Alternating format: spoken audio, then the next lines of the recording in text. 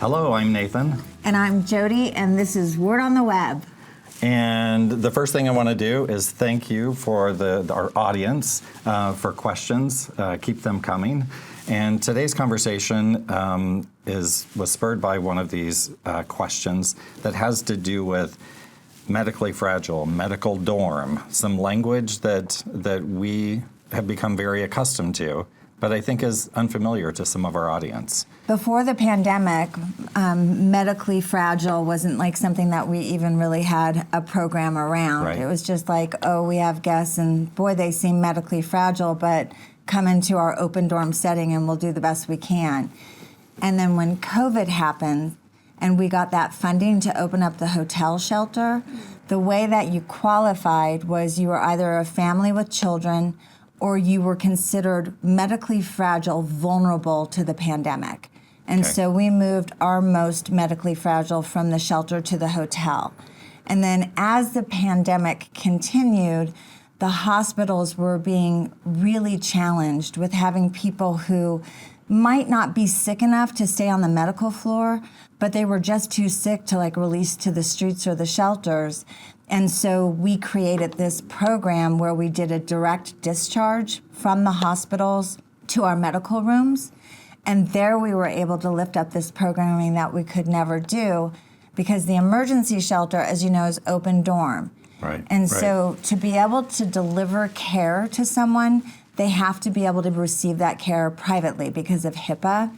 So we had the hotel rooms, and so what we were able to do is bring someone into that room and then bring home health and even hospice directly to them. So Interfaith wasn't providing the home health or hospice. We were the case management and in the shelter, and then the hospitals in partnership brought caregivers that delivered those life-saving services. Yeah. That was one of the things that we had to do with the hotel is create community because it's so different than an open dorm setting where we communally eat meals together. We have our programs and there's a lot of interaction, which is part of the healing process. And at the hotel, you know, it's just hallways with people behind doors. And so also with the pandemic, gathering people into spaces to eat in a closed setting was really dangerous. So isolation became a real issue for not just people who are housed, but also people who were living within that hotel program. So the pandemic started sort of this change process, and it evolved over time. Help us understand where it is now and maybe... So I call it the silver linings of the pandemic. And because there was some really positive things that we learned about how to serve people better because of the pandemic. We saw when you move someone to the hotel shelter and they have a place to be day and night, we've created stability for them that we did not have the ability to do in our emergency shelter because of limited space. Right. And we also saw that because of those private rooms, we could create a medical program for this very underserved, vulnerable population. And so, quite honestly, that was the launching pad for why we started to look for a bigger building. Okay. Because we saw the writing on the wall. This funding would not be there forever, and it was very expensive to be in the hotel shelter, but we couldn't possibly move everyone back to the emergency shelter. It was full. Right. And then what happens to the programming? Like, where would the medical program live? And so it inspired us to find that new space that was larger. And within that new shelter space, we've created the medical dorm. Yeah. So even with programming, even though we'd learned a lot and developed a lot in programming, we weren't even physically able to go back to the River Street location because it's not, there's no separation, there's no privacy. Correct. So even with a really great, well-defined program, we needed a new, different physical space. Exactly. Yeah. Exactly. Okay. Yeah. So that was part of the inspiration for in the development of the new reimagined shelter. Right. And part of that reimagination was this medical Dorm. Yes. Right. So can you explain a little bit more about what that looks like? Yeah, so we work directly with Terry Riley Health Services, and we met with them to talk about like what that would look like inside of this new campus.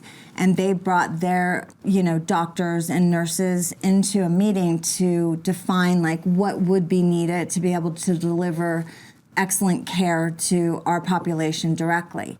And so within the medical dorm, you have an exam room, you have a nursing station, and then you have 22 rooms that have hospital beds in them, and then you have 2 rooms that are designed specifically for hospice.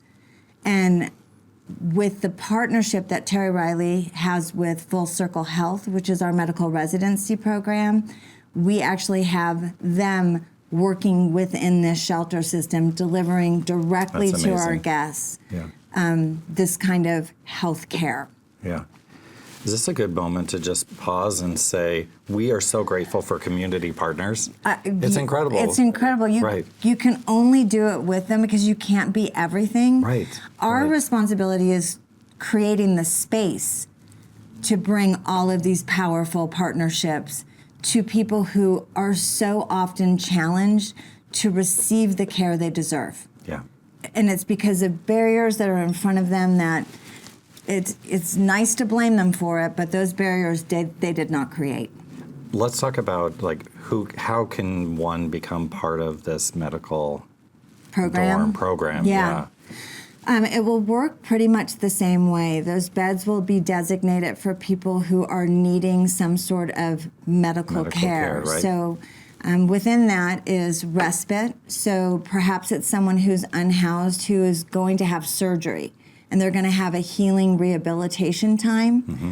We'll move them directly from the hospital into one of those rooms. The hospital will then write the program, like if it's PT, if it's wound care, if it's home health, like whatever that person's going to need, that's going to be dictated by that hospital partner. The discharge plan, basically. Exactly. Yeah. Exactly. We may have someone within our own setting that we are tracking and we know they're having surgery, or we're watching decline in health. Someone might be diagnosed with cancer and they're going to go through chemo, and that's going to knock out their immunity system. We're going to move them into the medical dorm to contain their space and keep them safe. So it won't be like someone comes off the street, rings the bell and says, hey, can I be in your medical dorm? Because we don't have the ability to diagnose or treat. And so this medical dorm specifically is in partnership with medical providers, ensuring that our unhoused have a safe place to recuperate or a safe place to end life, you know? Right. Because who doesn't deserve to be in a safe, supported community, pain-free, if that's where they're at? Yeah. I think we're all so proud that we're able to create a space like this because it's really hard to see people struggling in our shelter, out on the street. Yeah. It's really hard. And so how many beds? Remind 22, me. 22, and then 2 so hospice. 22 and so 20 up to 24 individuals can be cared for in this setting. Yeah. That's beautiful. Yeah. It's amazing. It's amazing. It is. So you called it a silver lining, but it is a beautiful silver lining that this program exists because of what was experienced through the pandemic, right? A super challenging time. A super challenging time, but manifested into something really thoughtful and you don't walk away from that. No. You don't be like, oh, that was great while it lasted. Right. Carry on. Embrace it and figure out how to keep it alive. Yeah. Yeah, and that's what we're doing. It's amazing. Is there anything else you feel like we should tell our audience about this program, about the physical space, about partnerships or anything? I feel like it's just when it's ready to tour and to see that whole beautiful space, I think being able to see it will be really meaningful to people. I know that the few tours that we've done so far, it really does make people feel better to know that this is going to be in their community. Yeah. So I think, agree. And I love talking about it. Yeah. Well, we'd love to get some more questions. Keep them coming, and we'll see you, is it next week? It's always next week, It's always Nathan. next week. Yeah? Yes. For another episode of Word on the Web. Thanks. Goodbye for now.